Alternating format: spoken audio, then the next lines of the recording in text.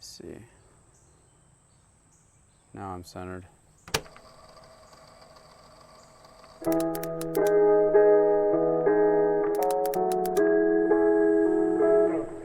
On September 12th, Apple's holding an event to announce the new iPhone 15, 15 Plus, 15 Pro, and 15 Ultra.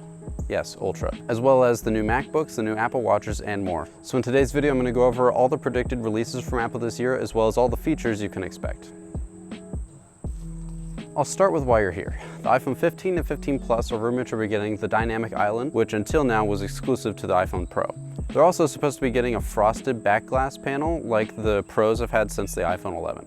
But the biggest and possibly the most anticipated feature for the iPhone 15 is the addition of USB-C on the entire iPhone lineup.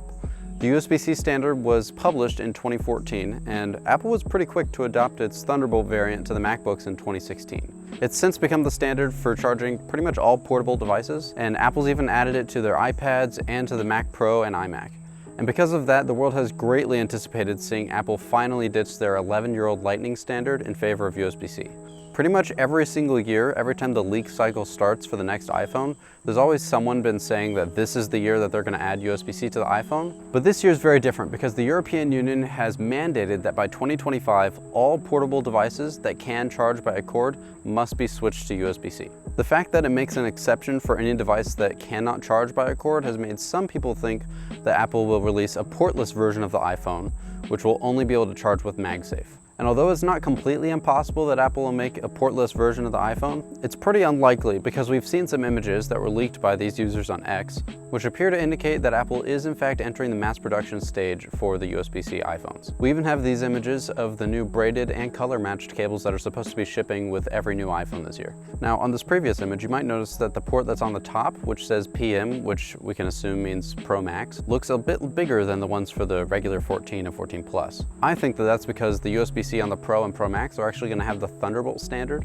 so they'll be able to charge faster and have way faster data transfer speeds. There's a lot more coming to the lineup this year though.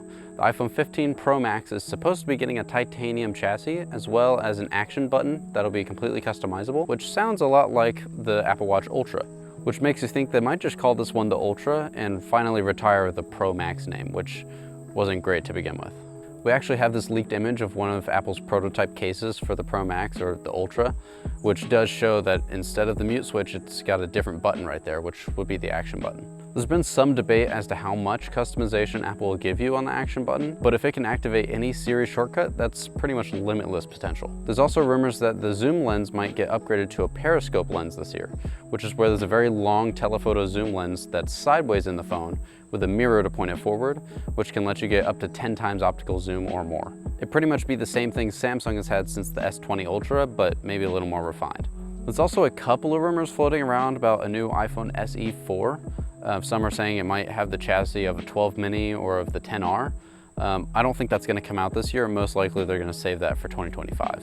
Now, as far as the Apple Watch goes, there are very few confirmed leaks for the Apple Watch. We know the Apple Watch Ultra is going to get a midnight color option, but there seem to be no rumored new features for the Apple Watch Series 9 or the new SE, which makes some think they might do a complete redesign, because oftentimes they'll choose the time to do a redesign when they're not actually adding any new features, much like with the M2 MacBook Air. But I think it's going to be a very incremental year for the Apple Watch. Maybe it'll get slightly better battery life or maybe a new pink color. As far as the MacBooks go, we should be getting the updated M3 processor, which should be in the 13.6-inch MacBook Air, as well as maybe an M3 Pro in the 14 and 16-inch MacBook Pros. Now, what I'm hoping is that they'll finally completely get rid of the 13-inch MacBook Pro because it costs more, but it has a worse webcam, a worse keyboard, and worse screen, and barely any performance difference. So I think they need to completely remove that from the lineup to kind of restore meaning to the word Pro for a laptop. We'll also most likely get a small refresh for the iMac, which will get the M3 processor because it never got the M2. And maybe, just maybe, we can hope they'll get rid of the chin on it.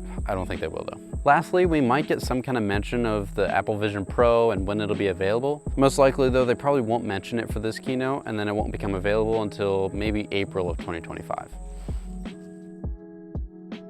So that's everything to expect from the Apple event this year. Let me know in the comments if you agree or disagree with any of these. I personally hope they don't get rid of the mute switch and maybe just put the action button somewhere else, but it's looking like they're going to replace the mute switch. Let me know if you have any questions, and I'll see you next time.